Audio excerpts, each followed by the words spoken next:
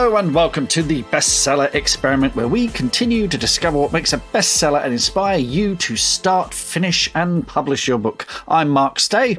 And I'm Mark DeVoe. And before we dive in, we'd like to thank all of our incredible listeners. That's you listening right now, and especially if you're a patron who's supporting this podcast or an Academy, Bestseller Academy. And Mark, I'm very excited to announce that we're opening the Academy doors on the 1st of July this year. And there are a couple of weeks left for people to put in their applications. So if you're interested in joining the Academy, getting Mark as your coach and myself as your coach as well, and upping your game as a writer and getting the accountability and supporting this podcast, because that's what the Academy does as well, pop along to academy.bestsellerexperiment.com. Mark, we have an exciting show today, don't we? We really do. We've got a legend returning back to the podcast. It's really good stuff. Someone who basically helped get this podcast started as well. Someone who I think the first person I actually interviewed for the podcast at Galantsfest way back in the day. And it was great to get that legend on. But yeah, don't want to spoil anything yet. Although, of course, if you've downloaded it and seen her name, you'll know who it is. So we do this every week, don't we? And it's actually in the title of the podcast. But we like to create the mystery and suspense. You never know. Someone might just press the button. And if you've just discovered this podcast and you're like, who are these two English blokes whittering on about something? Well, just wait and see who we've got as a special guest this week. Brilliant stuff. So how are you doing, Mark? How's life? It's good. It's less than a month now until the launch of The Ghost of Ivy Barn, which is the third Witches of Woodville book. So I'm doing all those things that most normal authors do before a book is published. I've ordered cake toppers. I've scripted my unboxing video. I've got a costume, all the normal stuff. I'm sure I haven't forgotten anything. But yes, it's looking forward to it. Getting excited. Just sent a newsletter out. I'm preparing for the launch. We're having a launch party at Waterstones in Canterbury on the 7th of July. You're all welcome. I'll put a link in the show notes. It's going to be fun. We're going to have wizards there. The author Kit Cox is going to be introducing me. We're looking into online streaming solutions if you can't make it or if you're overseas. So keep watching my social media for that. So that's going to be lots of fun too. I'm looking forward to it. It's going to be great. What would an author think from the 50s who was like transported 70 years in the future and comparing a book launch back then to a book launch today? We really have made a lot of progress, and in surreal ways as well, I think. Isn't it fascinating how things have changed over the years? But it's great. I mean, how many launches have you done now? You're becoming a bit of a dab hand at this. Well, it's only my second in-person book launch because, of course, two of the books came out during lockdown. But I've done streaming ones, which have been good fun. But of course, the thing that's important now is we've now realised there is a whole audience out there for streaming launches, and they're very important. So, and also there are people who can't get out the house for whatever reason, or and need to stay at home or need to shelter or whatever. So, we're looking into ways that we can. Of the globe as well, right? I mean, other side of the world, the international side of things. Yeah, it's fascinating. I think. I mean, I said this back through the COVID podcasts. We should probably call them as a series. But I always used to say, didn't I? I wonder what the good things are that will come out of the challenges of COVID, and I'm seeing that in so many walks of life now, that we're keeping a lot of things. Like we're keeping online launches combined with live launches. We're keeping masks in doctor surgeries, which makes a lot of sense. And all good stuff like that. So yeah, it's interesting, isn't it? And now the big thing for a lot of people, and as writers who work from home, they might agree with this, is that there's a big challenge of companies saying to employees, right, you have to come back to work. Or if you don't come back to work in the office, we're not going to pay you a full salary. Or, I mean, I even read the other day that Tesla said, if you don't come into the office, you're basically agreeing that we're terminating your contract. I'm like, whoa. So what a great opportunity for writers today. If you're listening to podcasts thinking, my dream is to become a full-time writer, it might also be spurred on by the fact that you've been working at home the last 2 years and your employer's saying, right, come on, back you come.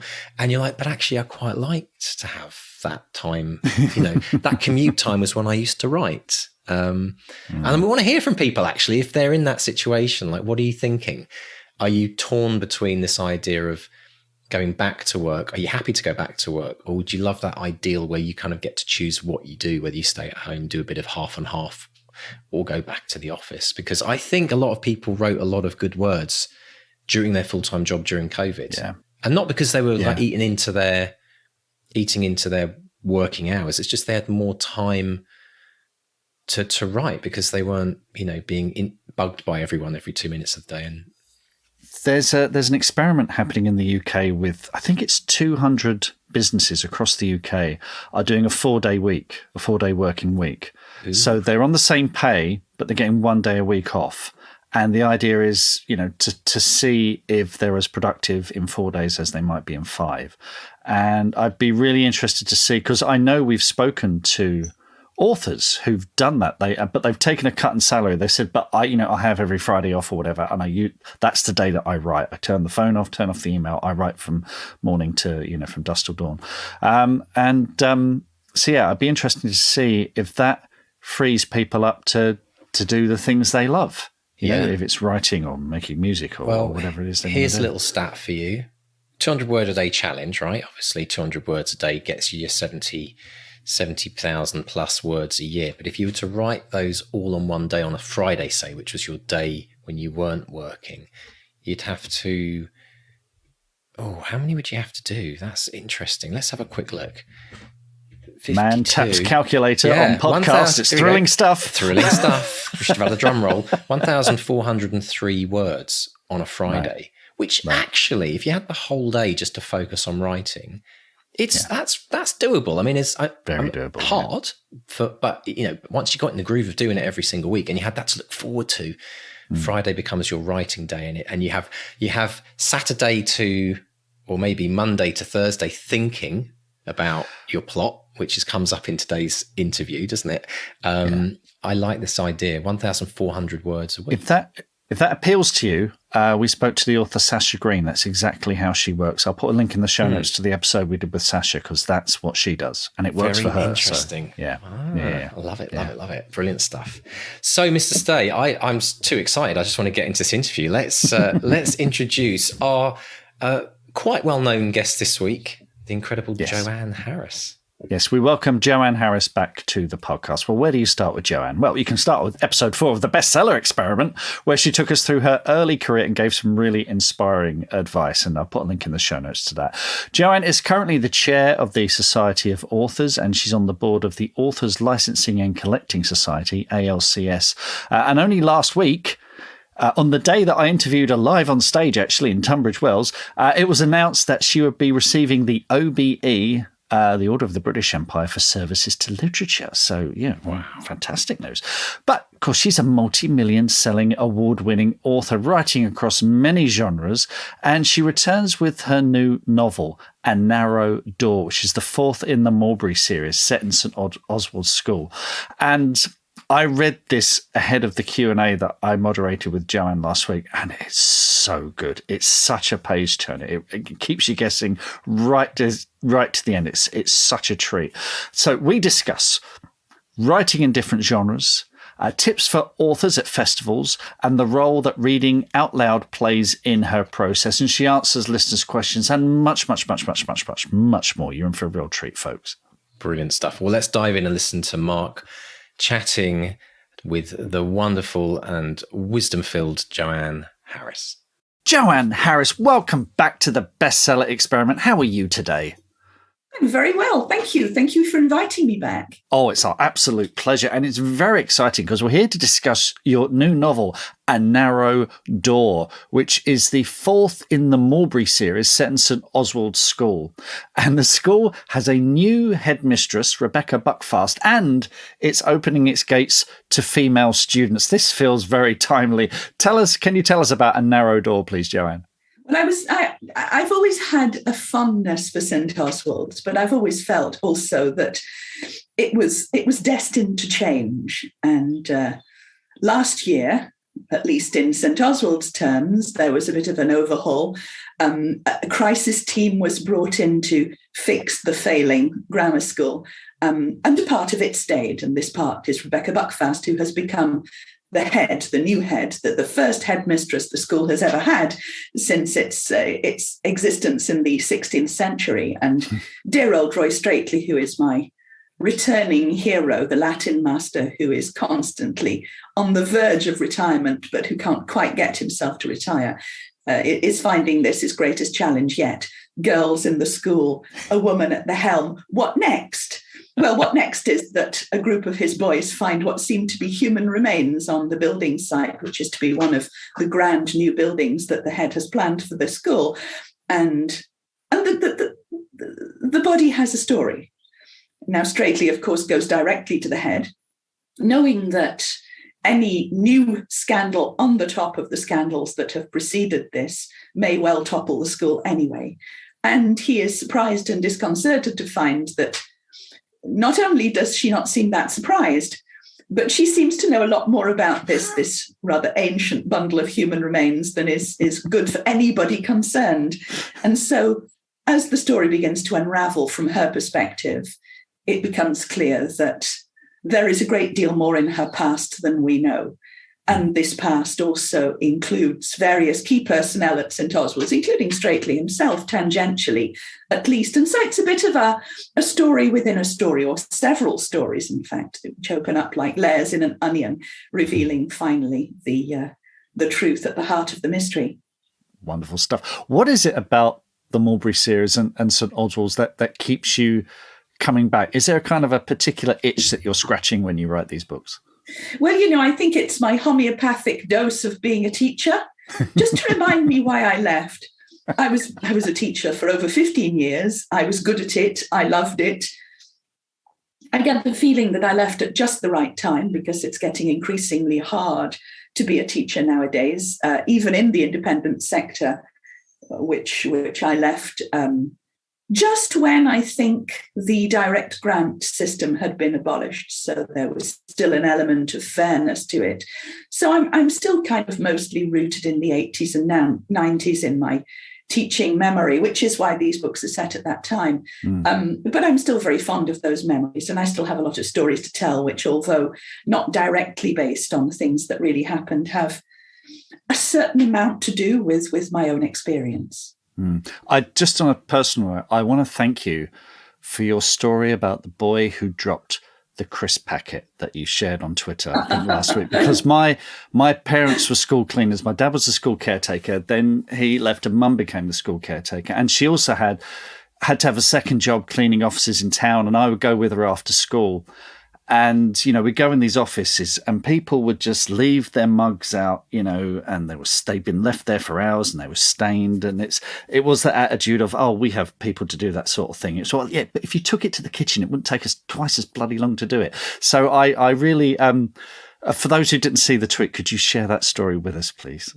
Oh, this was absolutely a real story. There was no fiction about this at all. It was when I just arrived at Leeds Grammar School, which was the template for St. Oswald's. And I'd come from the state sector, and I was still a very young and female member of staff. And so nobody paid much attention to me. And the boy dropped a crisp packet right in front of me in the corridor. So I challenged him and said, what do you think you're doing? Pick that up and put it in a bin. And he looked at me and said, oh, miss, we have cleaners to do that. And so I put him in detention. Initially for one night, but he was so bad about it that I put him in detention for the rest of the week. And every day he would go to my classroom with basically cleaning scrubs on, and he would make the cleaner a cup of tea. And she would sit there and watch as he picked up all the litter.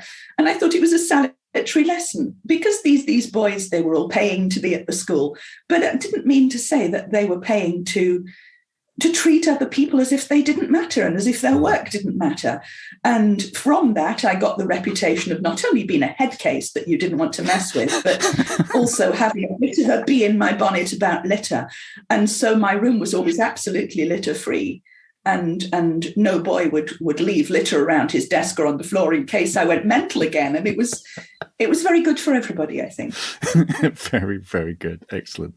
Now, with this series, the Mulberry Series, these are thrillers. There's always a mystery at the heart of these. Are you approaching that any differently to the other genres? Because you write contemporary fiction, historical fiction, fantasy fiction. Are you approaching this in a different way to those other genres? Are you thinking, right, I'm in thriller mode now? Not really. Not the way you would expect me to, partly because they're quite unusual thrillers anyway. They're not procedurals. They don't involve detectives. They don't have that structure. But also, the more I write, the more I realize that pretty much all my books have this thriller element, this element of reversal and suspense and surprise. So there's just a bit more of it with these books. But no, I don't think of them being as different, really, as some people think, because, I mean, I've never been a great fan of putting books into genre compartments anyway, and I think that my books particularly spill over into quite a lot of different genres, if you like. I think of them mostly as psychological stories where the past plays a very great role.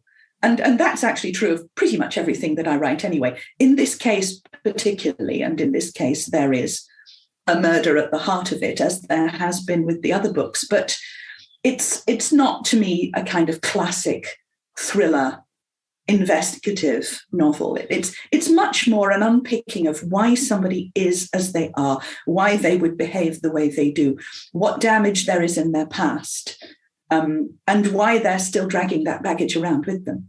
And this is true of all my characters, my villains, because Buckfast is quite definitely a monster, although I like her immensely for many reasons. But it's true of Straightley too, who is the good guy.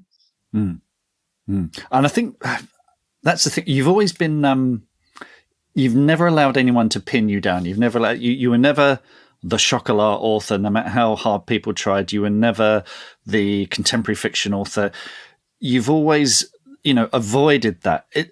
Have those choices always been deliberate? If you think, okay, I've done on Mulberry, then I'm going to do something different after that, or are they just coming at you? Are the ideas coming at you? Just you're writing them as they come, so to speak. Well, I find that my process is cyclic and takes several years to form, and so it's not really so much a question of, I will do a Mulberry book next, or I will do a Chocolat book next. But I find that it's a little bit like a spacecraft orbiting a solar system. I will take a number of years to make an orbit, and I will go to a certain place. And I know that I'm rhythmically and temperamentally in a certain zone. And so I'm in a Chocolat zone, or I'm in a Mulberry zone, or I'm in that kind of weird little hinterland where pretty much anything could happen zone.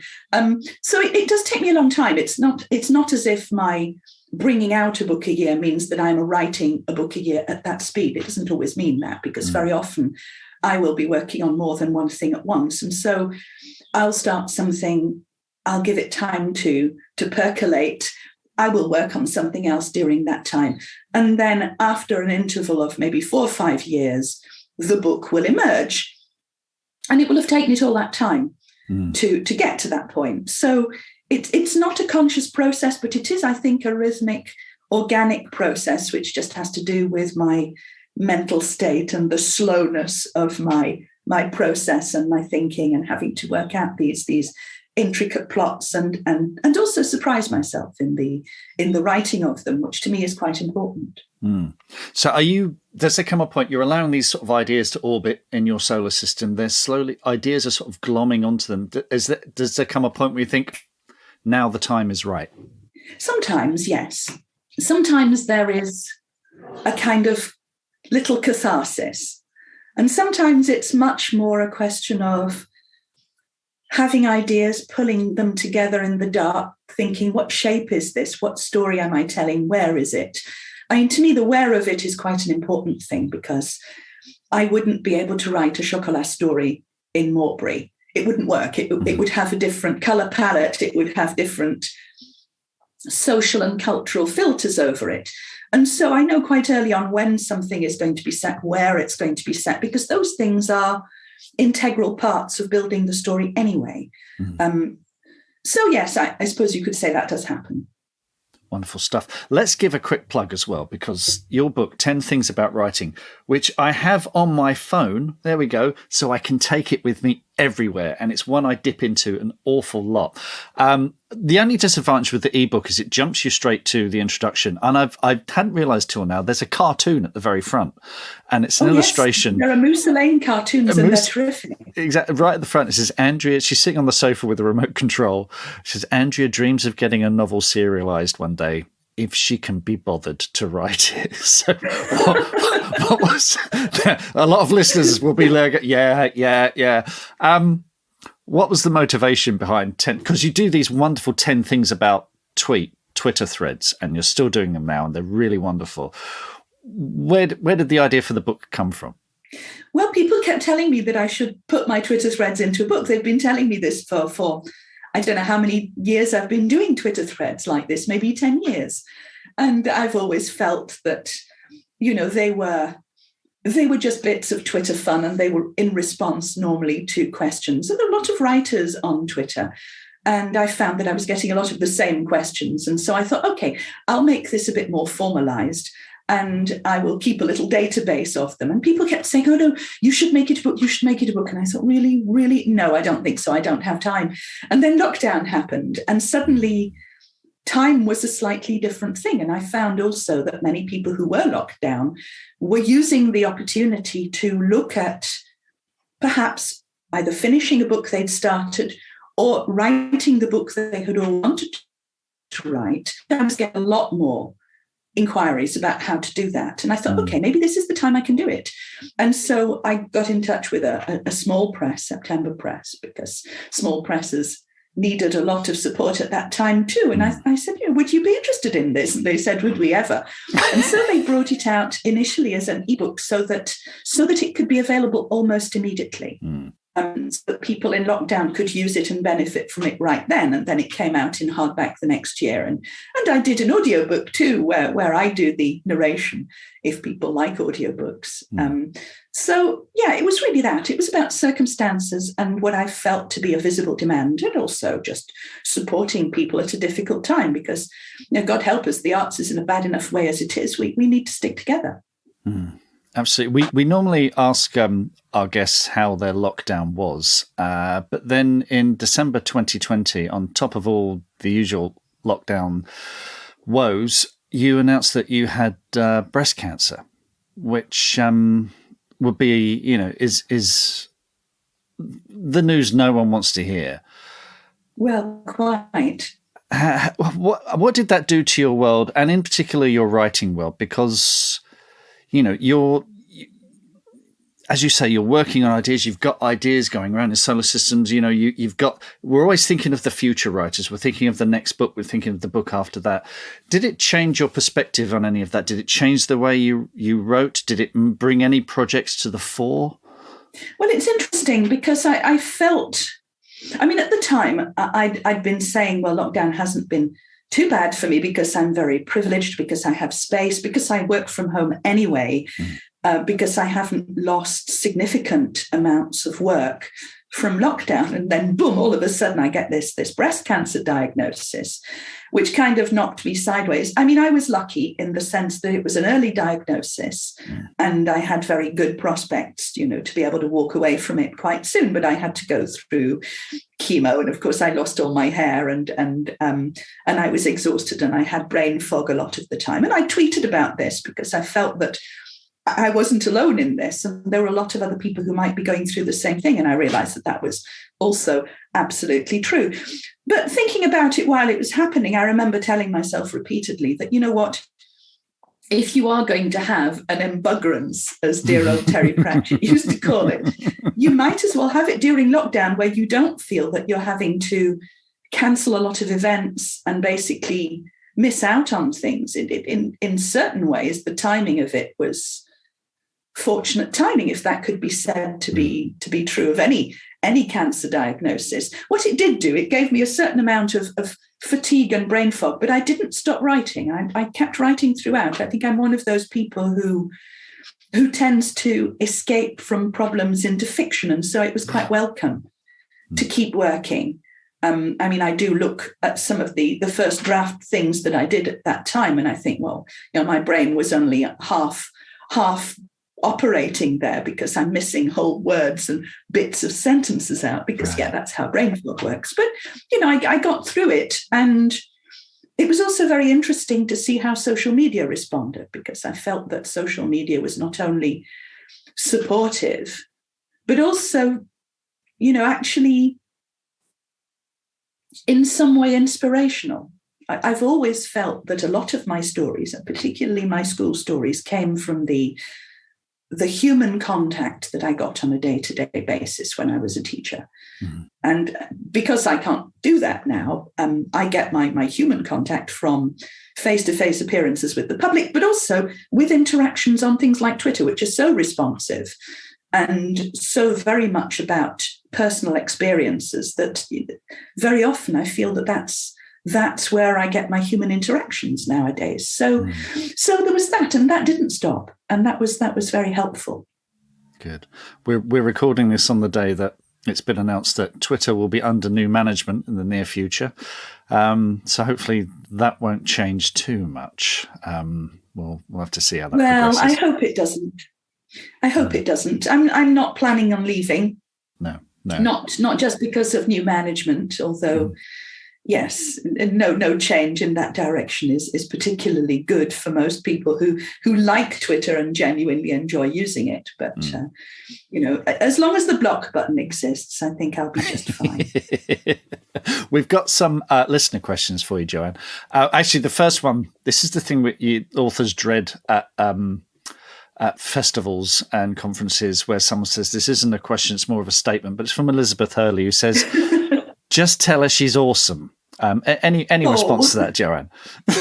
Well, thank you. It's always nice to have my certainties confirmed.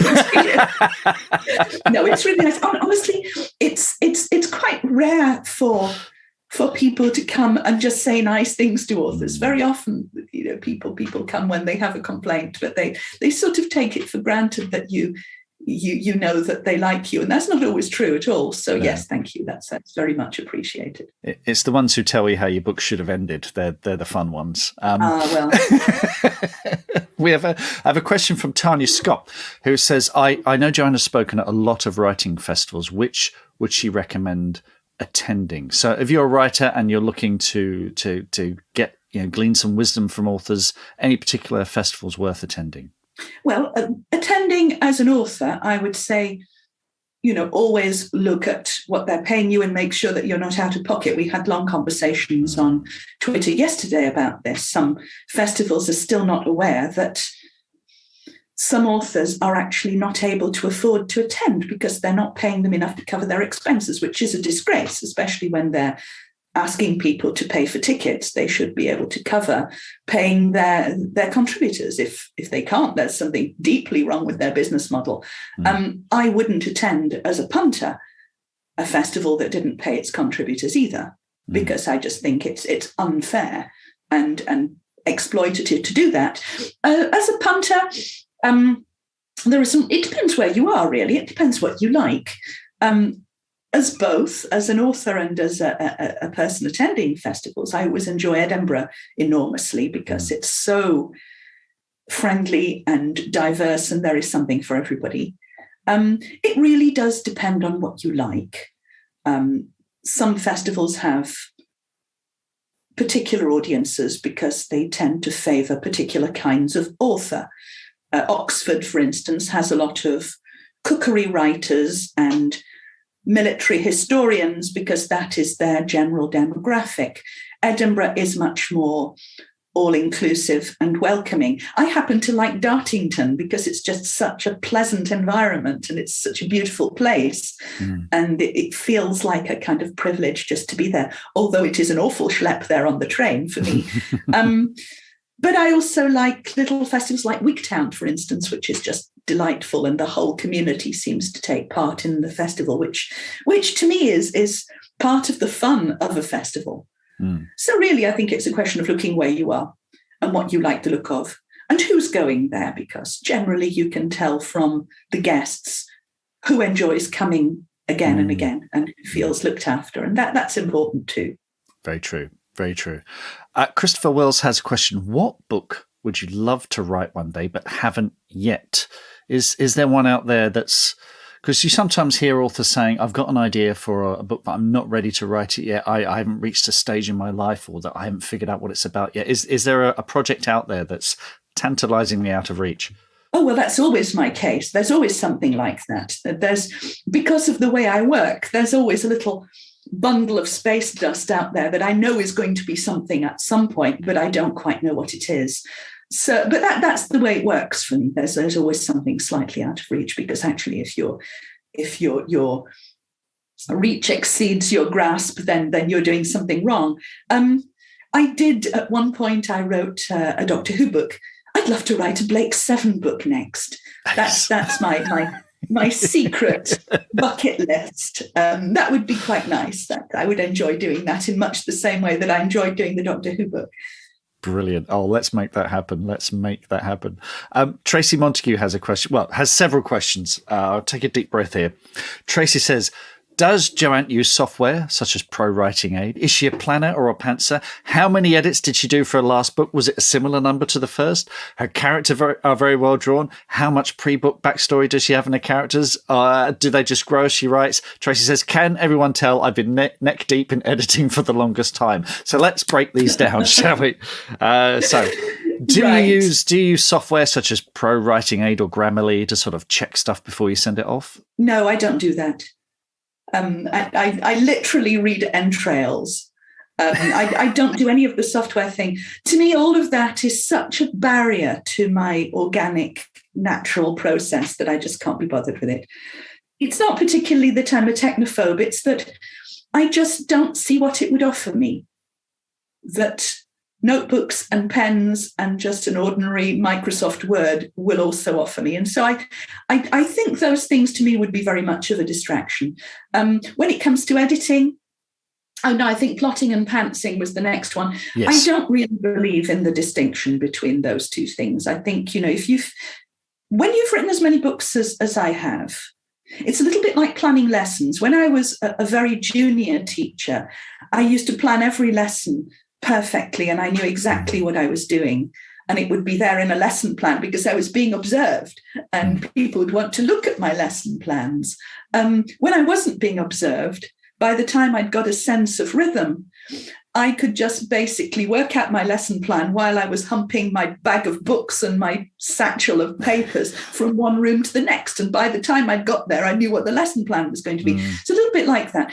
When you get the rhythms of things in your head and you can start to get a feel of how the structure of your book is going to work, then you don't need to be as architectural a plotter as when you were starting off. I mean, that's my process. Some people like to stick to the lesson plan thing because it's comforting and it makes them feel that there's a structure that they can hang things on, which is also fine.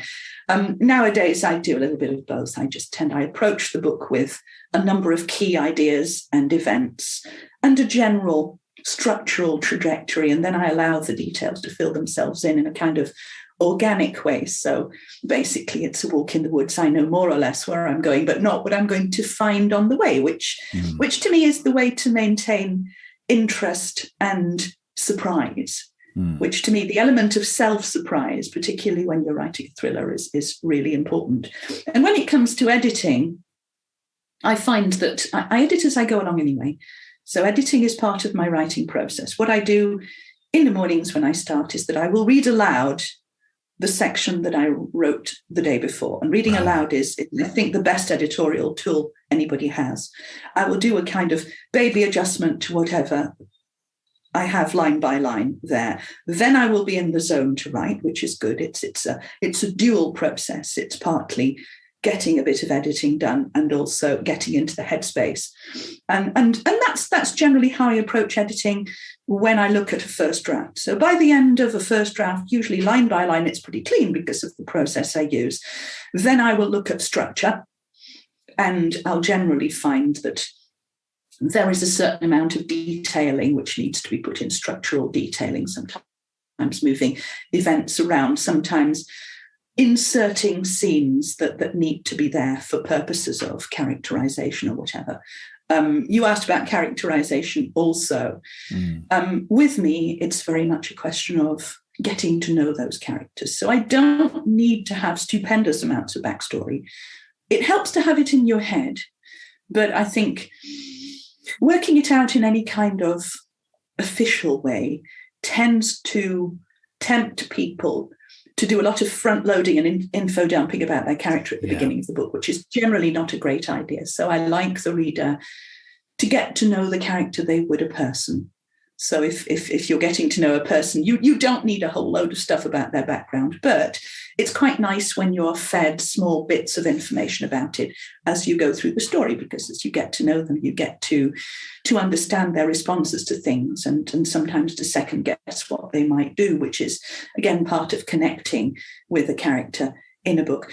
I tend to do maybe 3 edits. Mm-hmm. I'll do one kind of dirty first draft for myself. I'll usually do another pass over that where I'll fill in the main details. Then I will give it to my editor, who will give me some notes, and I will then do another one on the basis of those notes. And that's usually all I need. Unless something unusual happens, unless I need to. Sometimes I need to take the whole thing apart like a Rubik's Cube and put it back together again. And so if I do heavy structural editing, I'll probably do another one. But 3 or 4 is usually enough for what I do. Wonderful. Just going back to characters for a moment. When you have a series and you have returning characters, it's usually a case of getting to know them a bit more, testing them harder than maybe, or in a different way than you did the time before. But when you have a new disruptive character like Rebecca Buckfast, does she? How do you develop her in relation to the series characters? Do you think, okay, she's in opposition to my regular series character, she's going to test them in this particular way, or does she evolve as you're writing? Well, she evolved as I was writing, but I'd also, because I'd written about her before, but she was a secondary character, and so there wasn't anything from her perspective. There was just her behavior. And I thought, she's an interesting person, potentially. She's got a story. I don't know what it is. When it came to writing A Narrow Door, her story very much came to the forefront. And the reason for that was because I had another story, which I'd written actually as a screenplay for a TV company sometime before, and it was a school story and a ghost story, in fact. And for various reasons, it never got made. But I still had this story kicking around in my head. And I suddenly realized, as I was messing around with ideas, I suddenly realized that actually this was Buckfast's story. And so I thought, hey, what if I put it in here, and will it fit? And it fit perfectly. And I thought, right, okay, this is how it's going to be, which is why it has a slightly different tonal quality to the other books. It feels more like a supernatural. It's more that kind of story. And also she is very much more in the forefront than antagonistic characters have previously been in this series. And that's partly why, because I wanted to tell her story from a particular perspective. That doesn't always happen. But I like the element of surprise in characters too. I like opening a character up in a different way and going, this is a whole new thing about them. I didn't know this. Let's go in, let's explore this and do a deep dive on why this character is like that. And also when you do have returning characters like Roy Straightley, how on earth are they going to cope with this? If they find this out, what will they do? Because very much, with me in any way, the creation of drama has been very much always about putting people under pressure to see what they'll do, just squeezing them to see where the pressure is going to come out and how they're going to respond and what they're going to reveal of themselves when that happens. And will they still turn out to be this character of moral integrity, or will we see them collapse? Is always an element of the tension within any story that's character driven like these. Wonderful. Who are you going to be squeezing next, Joanne? What's coming up next for you? Well, I have just finished the dirty-ish first draft of a book called Broken Light, which is a standalone book, although there is a little bit of a nod to Mulberry in it, although it's not a St. Oswald's book. And it's a kind of, I guess it's a kind of feminist psychological thriller with some supernatural aspects to it. Basically, imagine if Carrie White hadn't died at the prom at all. If she'd actually if none of that had happened and she'd lost her powers at 13 and none of that high school drama had happened and she'd lived to be a reasonably unhappily married woman of nearly 50 and she'd got her powers then. Imagine menopause, Carrie. Oh my God! So that's my story. I'm gonna pitch that to my wife. I've enjoyed it hugely. That sounds amazing. That sounds absolutely brilliant. Fantastic. Well, Joanne, over 5 years ago now, you were one of the first authors we interviewed for the podcast, and you've inspired countless writers out there. I did ask you, I made the mistake. I said, have you had any advice for aspiring writers? And you said, ditch the word aspiring. It's bullshit. Just write. And that's been a mantra throughout this 5 years. And it's inspired countless authors out there, many of whom have gone on to get deals and self-publish and publish in extraordinary ways and voices that might never have been heard otherwise. So we thank you from the bottom of our hearts for that ongoing inspiration. And we can't wait to read what you've got coming out next. Thank you so much. And to you, thank you. What are your writing dreams? Finishing that book, quitting the day job, becoming a best-selling author? Well, over 4 years, we've studied the advice of over 300 best-selling authors who've collectively sold over 500 million books. And we are excited to announce the Bestseller Academy. If you're ready to take your writing to the next level with accountability, craft, and coaching, your bestseller dreams are now only a click away. To find out more and apply, visit bestsellerexperiment.com/academy. That's bestsellerexperiment.com/academy. OBE. I know, couldn't it? Yeah, it doesn't get much better than that, does it? Well, Damehood is the one after that, and then Queen. I'm not sure how it works. I don't really. Yeah. Wow. So tell me, Mark, when you did the in-person interview with Joanne at the theatre, did she know about the OBE before? Literally, was it that day that she found out? It was that day because they were all announced in the morning because it was Jubilee week. How does that work? How does someone get an OBE? Does they have to be nominated or? You know what? I don't know. I think there is a selection process, and they look at people who've done something extraordinary in their field. Because Ian Rankin, he's Sir Ian Rankin now, so he was announced on the same day. Wow! And particularly if you've done a lot of work. I mean, this is why I mentioned Joanne. being part of this. She's the chair of the Society of Authors, which is such an important force for good for writers in the UK. And she's been very vocal in standing up for the rights of authors. She talked there about making sure authors get paid at festivals.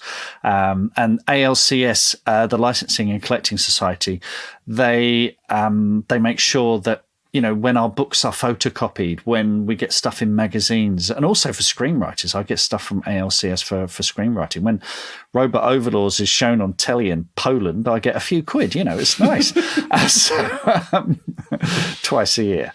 It's stuff like that, standing up for the author. And she's been absolutely brilliant about it. And as and also you look at her social media and the stuff that she does, it inspires authors every day. It really does. So it's well deserved. She really does deserve, that recognition. And you're right. I mean, what she does in her inside her writing life, but as a contribution to society. Like you say, it embodies her, like a regular Twitter post. It's always about helping authors and also just how she kind of, how well she answered those listener questions. You can tell she's done a few of those before, hasn't she? Yeah, I mean, it's interesting in that she was one of the first, if not the first, authors we interviewed for the podcast, and in a way, I think she set the tone for the podcast. I think you're right. Yeah, listening to her when she said, ditch the word aspiring. It's bullshit. If you're a writer, if you write, you're a writer. And I thought that I'm going to go forward with that. That's this isn't about tricks or it's about inspiring other people. If you're putting pen to paper, then you're one of us, and that's good enough for me. Exactly.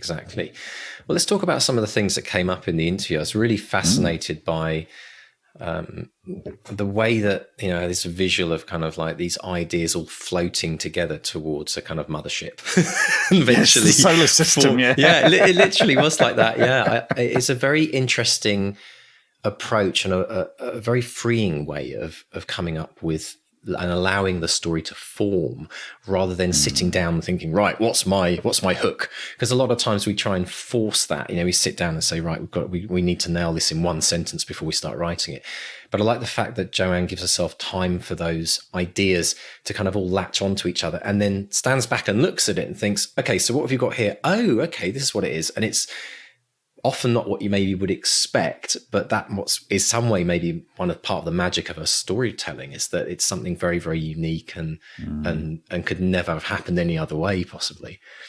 Yes, and giving it time just to simmer and to grow. And I mean, if you're going to stick with the solar system analogy, you know, you've had your Big Bang. There's debris flying around all over the place, and eventually these planets accrete into something round and planet-looking. You know, so and for me, it's with my notebooks, and I know I've bored listeners with this before, but you know, my notebooks. There's one here which I haven't. There we go. Oh, hang on. Which I haven't touched in months, and it was an idea that I sort of jotted down some ideas, and it wasn't quite working. And then just yesterday, I thought, and then, you know, half a page there of notes. And I probably won't come back to that for weeks. I'll come back to that again, you know, in a few weeks when inspiration strikes again. I've got other projects. I've got, you know, my main projects that I'm getting on with, but that notebook is where those ideas go. And that's, you know, and after time, it will reach a sort of critical mass where I think, yeah, I've got the story now. When you talk about those planets kind of all debris forming and planets, is that another version of world building? Literally, I mean, yeah. You know, I guess it is, isn't it? I guess it is. It's kind of like literally takes the term in its literal sense. So, I also find that I really want to talk about the experience that Joanne went through with breast cancer as well, because I know she was very public about that. But listening to her talking about it was really interesting, because it really honed me kind of to that really, really important sense that thinking about what happened to Joanne, it happened to her, you know, she was a very established author. It's happening to her after she's written many, many, many, many books. And I think about all those people that have been putting off writing a book for so many years, and then something like that hits them. And then they look back and think about all of the, you know, the missed opportunities, if you like. And it's a really important reminder for everyone out there. If you're kind of thinking of writing a book, if you're struggling getting through your first book, and, you know, if you keep coming back to a book and you don't think you have the time, it's a really good reminder that you just never quite know what life's going to throw at you. And so banking those words is creating that legacy, creating those books. And I just think it's really important for people to remember that, because I think we can get too busy with life. And I can imagine from Joanne's perspective, you know, that it did probably come right out of and hit her like a bolt out of the blue. But there must have been some comfort in some, you know, strange way of looking back and saying, look at all this incredible work that I've created over my lifetime. I've not wasted that time, or I've not, I've been writing my dream out every single day, and people have been sharing that with the world. And this is what I really want people to kind of to latch onto, this idea of, are you really making the most of every day? Don't put off tomorrow, right? I'm gonna misquote this probably, but there is a quote from Terry Pratchett who said, just before you die, your life does flash before your eyes. It's called living. You know, I mean, this is it. You know, you've it's happening right now. It's happening right this very second, and it's gone. That second is gone. Oh, there goes another one, and there goes another. Oh, they keep. Yeah, we just before we hit record, we realize it's almost the middle of June. How the bloody hell did that happen? I know. You know. Well, we said, didn't we? I said I walked into the studio this morning, and it felt really warm, and I thought, finally, after 2 months of rain, it feels like summer. And then I look at the date on my watch, and we're 2 weeks away from the longest day of the year. And I'm like, no, I want more. It should be every year. It happens every year. And it's a really good, the passing of the seasons is another really good way of reminding ourselves that time is moving forward, regardless of whether we move with it. Yeah, life is for living. And if you're in your 20s listening to this going, trust me, when you get to, I'm 49 and it's like someone has put a brick on the accelerator. It's like whoosh, whoosh, whoosh, whoosh. So this is why I'm spending every day writing, as many words as I possibly can, because it's the only chance I've got. Do you know, it's a bit of a kind of scary thought for some people. I love this kind of discussion, but I learned that chickens have a certain number of eggs that they lay. It's kind of predetermined before they start laying, and they eventually lay their last egg. And for anyone who has chickens, those like old grandmother hens that you've got kicking around, not contributing to the house. Got a few outside, right? Free. But then they've done, they've earned their dividends, if you like. Yeah, exactly. But it made me think the other day as I was looking at these chickens. I was thinking it's the same for authors. In fact, I mean, we can use the author as an analogy, but each author has a predestined number of words that they write in their lifetime. We don't know what it is, but we do know that if we don't write today, we've missed that opportunity to bank those words. You're talking about predestination now. That's an even bigger topic, and I'm not sure I've got a hard out at 6 o'clock. I'm not sure we're going to cover that in the next 25 minutes. Deep dive. But no, it's interesting, isn't it? Think about that. Like if we miss a day's writing or a week's writing or a month's writing or a year's writing, those are days that we're never going to get back to writing. We know that you can't cram your books like we used to cram our essays at school, the night before. Like if you're lying there in your on your deathbed, you're not going to be writing a book. So no, that's true. Yeah. Do you know what I mean? But you can cram words during the day. 5 minutes here, 5 minutes there on your phone. But it's about cramming. It's about cramming regularly. It's not about what's my analogy is. It's like Brewster's Millions, where he's given $1 million or whatever that he's got to get rid of in 24 hours, and I think too many people are putting off writing their book because they think I'll do it when, the household's a little bit less busy, when the kids are grown up, when I retire, all those things. And I think that's a really important thing that Joanne's reminded us of, that things can happen and things can change our outlook and change our ability to even write. I look at people who get dementia in their later years, and that might be the years they plan to write their book, and now they're not capable of doing it. So it just struck me. It's one of those big moments to say to everyone, if you're putting this off, don't put it off anymore. It's like Mark said, living is happening today, and you've just got to start writing. If that's your dream, you've just got to write. It's weird you mentioned Brewster's Millions. Not an hour ago, I was looking it up for a thing. What? Because it was the novel. Really? The novel was written in 1902. No way. And there was Cecil B. DeMille co-directed a silent version of the film, which is considered a lost film because a lot of silent movies got destroyed. There are hundreds of movies that we'll never see because they were destroyed. And then there was I think there was another version of it in the 50s or 60s, and then there was the Richard Pryor one, which is probably the one we all know. That's what I'm talking about. Yeah. It's so weird you mentioned that. Bizarre, because Brewster's Millions is something that I use a lot in my coaching, actually, because I always relate it to like people that work hard all their life to build some kind of wealth, and then once they get to that, they hit that pinnacle, they're like, what now? And then they try and give it all away as quickly as possible in the latter years of their lives to try and do good in the world. And it's like this madcap kind of like, got to give it all away before I die type thing. So I always use that analogy for writing, because I think we're giving away in a way, when we're writing our words, we're giving away our stories. We're capturing those because eventually they become public domain as well, like long after our death. Yes. So it's there's a lot of analogies there, but it's a bit early in the morning here. Actually, it's not even 10 o'clock. But I'm what I wanted to say as well with Joanne is I'm so grateful to her for being public about the experience that she had. especially as an author going through breast cancer. I think a lot of people would, not be able to do that. And I think, again, it's another testimony to her contribution that she's able to kind of talk about it and be open about it and be real about it and still inspire people through that journey, which is fantastic. She did also say as well, that linked to that, she said that she escapes from problems through fiction, which I thought was really interesting.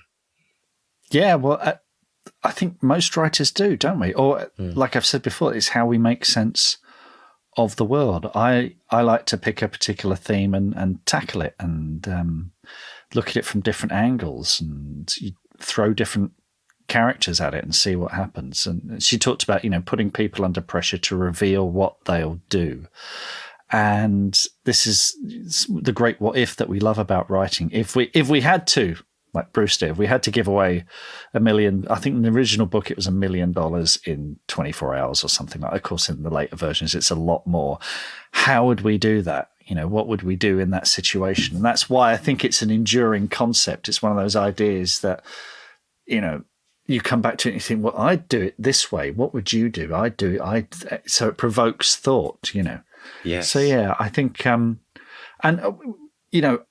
when I walk through that door every morning and sit down at the desk, I'm not thinking about anything. And very often I come down those stairs, I've got the first clue. I've usually left a note for myself. And Joanne, I love what Joanne was saying. She reads aloud every morning before moving on. So I sit down and that's it, door closed.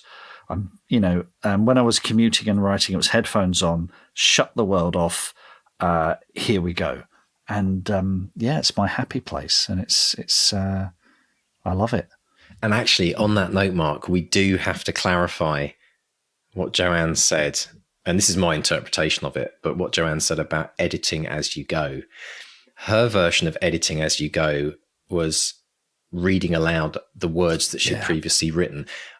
What we've talked about editing on the go being the biggest sin that an author does. But when we talk about it, we've always talked about it being, as you write each sentence, you're going back and changing a typo or and that's the thing that slows you down. So it's an interesting version of editing as you go is that and it's reminded me of you doing your commute, where you'd edit on the way home, you'd write on the way to work, you'd edit what you'd done on the way home.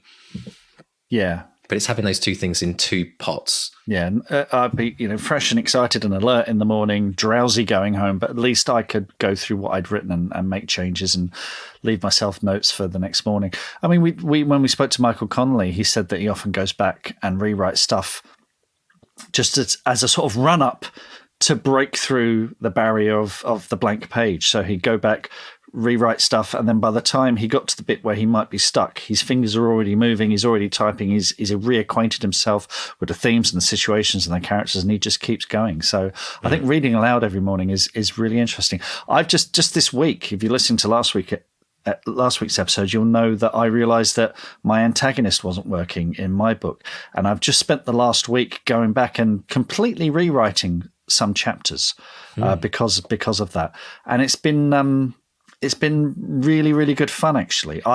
We've said before, get to the end and then go back and rewrite. But because I know I can finish a book, I've gone back and just this morning I've got to the bit where I got stuck before because the antagonist wasn't working, and now I'm like, yes, here we go. I know what happens next.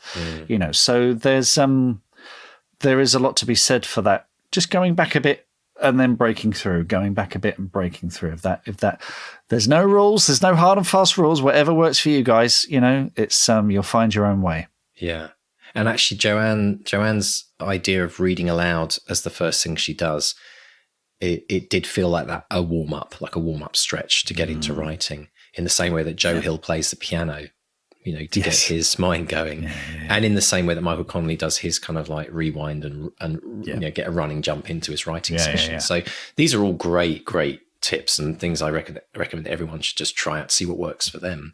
Yeah, absolutely. Now we're back to one of the greatest debated topics on the podcast, Mark, aren't we? Plotting v pantsing. And I actually really liked how Joanne talked about this. She said, I don't believe in a distinction between the two. And I think as we've kind of matured through the podcast, we've grown more and more to that idea that you can be either, you can be both. You can be one on one day, you can be another on another day, and we're kind of doing both all the time as a writer, aren't we? In some ways, and it was interesting to hear how Joanne kind of viewed that. Yeah, and very often when we talk to people who plan ahead, and this is how I did it when I used to do it in very, those very detailed outlines, 50,000 words, is that it was essentially a skinny first draft, a very skinny first draft, where you're just not putting on the layers that you might necessarily have, if you were pantsing it. So, every form of storytelling is a journey of discovery. It's not like a novel ever just lands in your lap fully written. You've got to put the hours in and figure out what it's about. Some people might like to do it in beats and story blocks and then fill in the gaps. And that's all cool for you. That's what works for you. For me, going back to handwriting has been the big change for me, and just writing nonsense, and then at some point that nonsense turns into something that might look like prose, and that's how my day generally pans out. So I'm writing more words, but I'm finding those first drafts are a bit cleaner than they used to be when they were an outline. So yeah, whatever works for you. Absolutely. And here's another kind of rule breaker where we hear a lot of authors, they create their entire backstory, and they almost write a novel as a backstory, and they write character outlines in huge detail. And it was really refreshing to hear the reason why Joanne doesn't do that.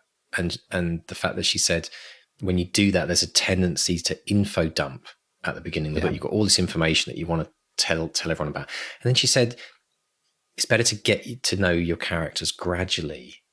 And I thought, absolutely, it's so blooming obvious. But in real life, when we meet someone new for the first time, we don't just tell them everything about our lives, unless you're seeing a therapist, of course. But right? But we don't kind of tell them everything. If you're playing, there's a dance that happens with people. Think of dating, for example. There's a dance that happens where you go out for your first coffee date, and you kind of get to know each other a little bit, and then as you get further and further down, say, a relationship, you get to know them more. And then when you've been married to them, say, for 20 years, every single, But even then, people will still surprise you. I remember just a few years ago, I don't know if I should say this. It was a Father's Day thing, and me and my dad went out with my son George, and we went. It was Dad's and Son's Day. Went to the Imperial War Museum in London. Went around the Imperial War Museum. It was really good. And we're walking away, and we're going down the Kennington Road. And my dad saw the police station there, and he said, Kennington Road, Nick. Yeah, spent a few nights in there. I was like, what? And he said, oh, yeah. Drunk and disorderly when I was a young man, I'm like, Dad. And my son's going, cool. And I'm like, no, it's not cool. So that's my amazing dad. Known him all my life, So yeah. Dads are brilliant. Dads have got the best stories when you become an adult, don't they? Oh God, my dad! I could tell you something. Well, but you forget that they were once as daft as we were. Yeah, right? Exactly. Yeah, exactly. They had to go through the process of making mistakes and learning from mistakes. And as we both know, having kind of young adult sons, they're going. It's like the rite of passage, right? And everyone, every parent has to watch their kids. But it's that kind of moment where the illusion shatters. And you're like, "What? You're not perfect, Dad? Yeah, I thought you were Isn't it brilliant?" Funny enough, that's what Robot Overlords is about thematically. Is that moment when you're a boy and you realise your dad is a human being.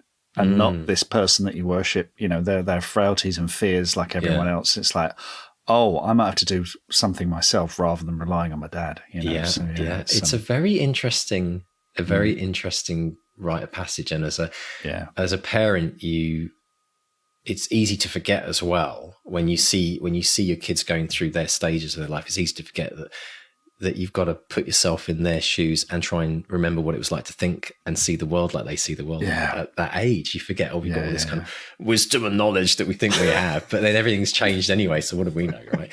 But the other bit I loved that Joanne said was brilliant.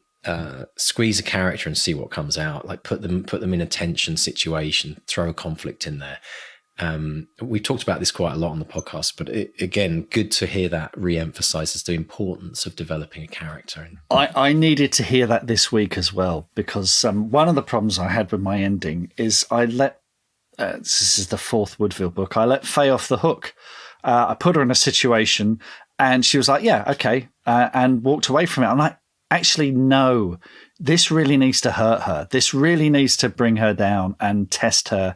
And she needs to go away and think about it and come back with a better solution than that. So it was it was really good to hear that this week, because there is a tendency, if you love your characters, to let them off the hook a bit.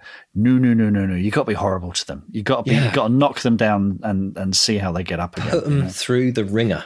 Oh yeah, as we did with Joe and Johanna in Back to Reality. Oh, absolutely.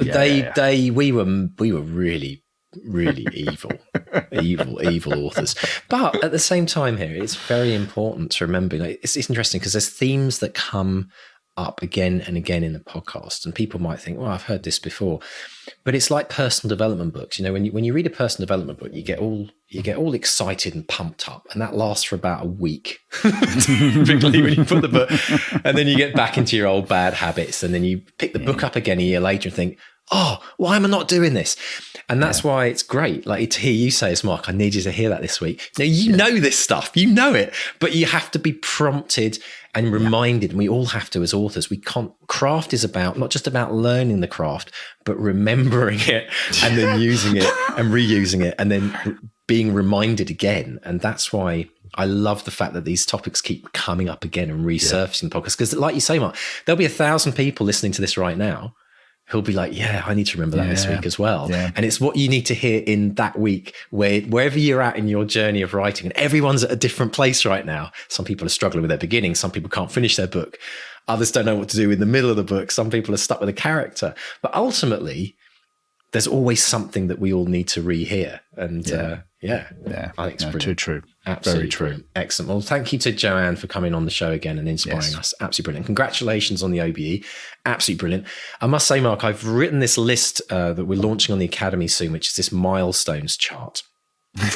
We've worked on this, haven't we? On there. Well, the funny thing is, it's not on there. It's not on there. It's got all these things like, book of MBE, prize. CBE, OBE. I'm not sure what order they go in. Knighthood. Yeah, you have to get them all on there. It's kind of funny, isn't it? But National Treasure. That's the top one, isn't it? National Treasure. Yeah, that's the kind of the people's OBE in some ways. And actually that applies to whatever country you're in, because I realise a lot of people can't get OBEs because, they're not part of the Commonwealth. But National Treasure, that's what everyone should be aiming for. Wouldn't it be brilliant? Wouldn't it be brilliant at the end of your life if you're in obituary it said, Mark Stay was a national treasure? Like, wouldn't it almost doesn't get better than that, I think, in terms of... Yeah, that ain't going to happen. Hey, you never say never. You never say never. I mean, who knows, right? Contributions to podcast either. I mean, who knows, right? But think about it. Like, hopefully we've got a bit of time left. Might be doing a little bit more of this. Yeah. But no, I think it's brilliant and very well deserved. And I think it should inspire everyone today. If you weren't inspired to get writing before that interview, I hope you are today. Yes. And talking about inspiring stories, what's happening on social media this week, Mr. Stay? We've got, actually, it's interesting you just say you've inspired people, Mr. D. You.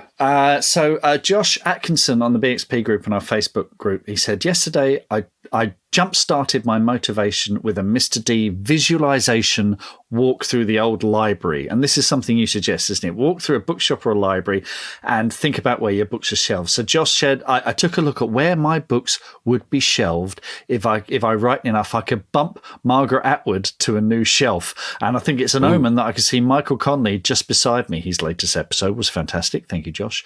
And he also took a picture of the comic book shop where he'd like to hold his book launch. It's a local comic shop who recently opened a licensed bar in the back, and it's called the Hooded Goblin. And it's the kind of bookshop that I cannot walk past. If I see a shop called the Hooded Goblin, I guarantee I'm going in. Yeah. So, Josh, this is brilliant. I mean, you're in great company. Kate Atkinson, Margaret Atwood, so it's, one day, mate, one day. Let's see your book there. A-listed authors. Oh, he's an A-listed author. The only problem, Josh, with that word shelved is when I hear the word shelved, I think of the opposite. I think, my book's being shelved. It's like being pitched. But I love it. I love it. Maybe we should adopt that term, shelf booking. And I mean, if you've got your parents to thank for getting you in the Yellow Pages. I mean, that's a bonus, isn't it? Really, right? Fantastic.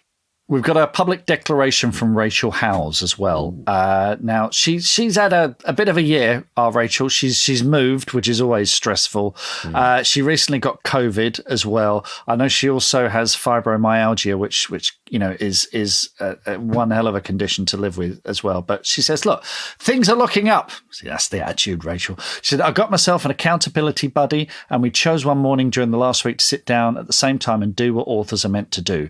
We checked in with each other hourly, and I got some productive stuff done. It was a huge morale boost for me and reignited the spark I needed. So I need to revise my 2022 public declarations. She said, I was worried about doing it as I'm very paranoid about other people's perceptions, and that in itself stirs the bubbling cauldron of my anxiety and depression. But then again, I know this place is a safe space. So it is, yeah. So The Porcelain Hand, her novel, is going to beta readers by 14th of July, and Poetry Anthology is going to launch on the 31st of July. So those are in the diary, Rachel. I'll be checking in on those. Deadlines, as Douglas Adams said, love the whooshing noise they make as they go by. But you've set some. You've got an accountability buddy. This is all good stuff. That's huge steps. Congratulations, Rachel. Yeah, I love accountability buddies. You cannot underestimate the value of them. Absolutely. Which is why we have them in the academy, because it's hard actually sometimes to find someone who's like-minded and can either keep up with you or go at the pace that you want to. So that's a brilliant step forward, Rachel, and every success to you. Fantastic. And people sending in their favourite bookshops. Folks, if you've got a favourite bookshop, send it in. Let us know about it. We're dying to hear about them. Simon Gallimore recommends Munro's Books in Victoria, BC. Old-fashioned shop, eclectic, and I always find something I never expected there, which is always a joy in any bookshop. I went there, Mark, only 3 weeks ago for the first time. Absolutely brilliant. Yeah. Brilliant. Yeah. Well, we'll put a link in the show notes to that so you can check that out. Sheila McClure, well, we've got a whole list from Sheila. Rother Books in Battle, amazing friendly service. The owner has read nearly everything in there. And also Eagle Harbour Books in Banbridge Island, WA. Such a good store with an opulence of staff recommends an incredible selection of books. Pacific Northwest trinkets. I can't even say that. I put my teeth in, Sheila. And lovely service. So thank you very much for that. And you remember, I think it was last week, we got a recommendation for Right Blend Bookshop. Well, we've got another one from Steve Gowland. Steve Gowland says, I can recommend Right Blend in North Liverpool. This is the shop that has books, but also vinyl as well. And he recommends the owner, Bob Stone, who's also an author, has helped many local, little represented authors by offering free book launches over the last 7 years. The shop has been open. He is a champion for all writers and a ruddy good bloke. His books are excellent too. So, Bob, we salute you. Come on, Bob, front door, as featured on the bestseller experiment poster. Go for it. Yes, sounds like a legend, doesn't he? Yeah, it really does. Really does. So if you want to drop us a line, find us on bestsellerexperiment.com. There's a contact tab there. Or find us on social media with Bestseller Experiment on Facebook, and on Twitter and Instagram, we are at BestsellerXP. And if you've been inspired by Joanne Harris today, please give us a rating, subscribe, tell your friends, tell your writers group, spread the word. And if you'd like to get our newsletter every week on email, pop along to the website and click on the newsletter tab. That's bestsellerexperiment.com. If you're interested in getting the writing habit for life, the 200-word challenge is your place of. It's just where you have to start, folks. It's awesome. It's brilliant. Just go there, 200wordchallenge.com. And if you're ready to take your writing to the next level, academy.bestsellerexperiment.com with Mark and I. Application window is open now, shuts at the end of June. So Mark, have a fantastic week, sir. Enjoy yourself. All the best with your writing, and look forward to chatting with you next week. So it's a goodbye from Mark 1. And a goodbye from Mark 2. Goodbye. Bye.